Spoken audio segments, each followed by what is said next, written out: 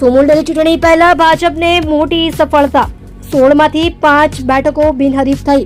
84 કામરેજ, માંગરોળ, બારડોલી અને પલસાણા બેઠક પર ભાજપના ઉમેદવારો બિનહરીફ। બાકીની 11 બેઠકો પર ચૂંટણી જંગ। વાલોડ બેઠક પર ભાજપ સામે ભાજપનો મુકાબલો। મેન્ડેટ વિરુદ્ધ ઉમેદવારી કરનાર સામે સસ્પેન્ડ સુધીની કાર્યવાહી થશે। જિલ્લા ભાજપ પ્રમુખ ભરત રાઠોડ ઉમેદવારી ફોર્મ પરત ખેંચવાની પ્રક્રિયા બાદ ચૂંટણીનું આખરી ચિત્ર સ્પષ્ટ થશે। સુમુલડરી ચૂંટણીમાં રાજુ પાઠક જૂથનો દબદબો યથાવત જોવા મળ્યો।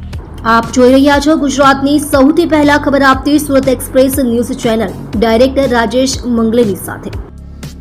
જે સીટો બિનહરીફ થઈ છે એમાં 84 તાલુકાની બેઠક ઉપરથી સંદીપભાઈ દેસાઈ બિનહરીફ થયા છે।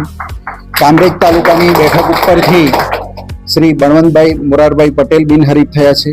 માંગરોળ બેઠક ઉપરથી શ્રી રાજુભાઈ પાઠક બિનહરીફ થયા છે। બારડોલીની બેઠક ઉપરથી ભાઈ શ્રી અજયભાઈ બિનહરીફ થયા છે અને પલસાણા બેઠક ઉપરથી શ્રી ભરતસિંહ ડાભા બિનહરીફ થયા છે। નરેશભાઈની ઉમેદવારી બાબતે શું કહેશો? જે રીતે ભાજપે મેન્ડેટ આપ્યા છે એની સામે નરેશભાઈ ઉમેદવારી કરી। ભારતીય જનતા પાર્ટીએ આ મેન્ડેટ ખૂબ વિચારીને આપ્યો છે।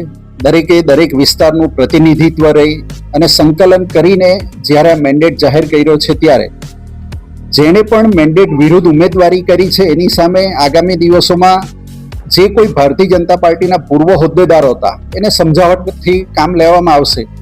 જો નહીં સમજે તો પાર્ટી પોતાની રીતે એને સસ્પેન્ડ કરવા સુધીના પગલાં પણ લેશે અને આગળની કાર્યવાહી પણ એમના પર શિક્ષાત્મક જે પણ કાર્યવાહી કરવાની હોય એ ભારતીય જનતા પાર્ટી કરશે।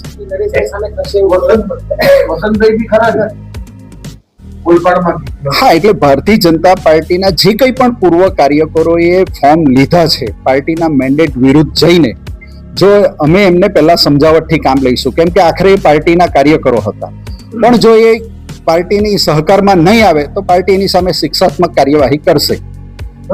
એક વાત એવી છે